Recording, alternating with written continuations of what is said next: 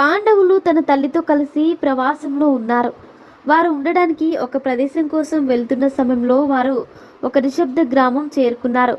ఆ గ్రామంలో పాండవులకు ఒక బ్రాహ్మణ గ్రామస్తుడు తన ఇంటిలో ఆశ్రమిస్తాడు. ఆ బ్రాహ్మణుడికి ఒక పెద్ద కుమార్తె మరియు ఒక చిన్న పిల్లవాడు ఉండెను. కొన్ని రోజులు ప్రశాంతంగా మరియు ఆనందంగా గడిపారు. ఒకరోజు తల్లి కుంతి బ్రాహ్మణ ఇంటి నుంచి వస్తున్న ఏడుపును వినెను. ఆమె అక్కడ ఏం జరుగుతుందో చూడడానికి వెళ్ళెను. ఆ కుటుంబంలో ప్రతి సభ్యుడు తమ జీవితాన్ని త్యాగం చేయడానికి సిద్ధపడ్డాడు. బ్రాహ్మణుడు జీవితాన్ని త్యాగం చేయడం తన బాధ్యత అని చెప్పడం జరిగింది. ఇంటి అధిపతిగా కుటుంబంను కాపాడడం తన విధిగా ఉంది. అతని భార్య కూడా కుటుంబం పట్ల తన విధి అని చెప్పింది.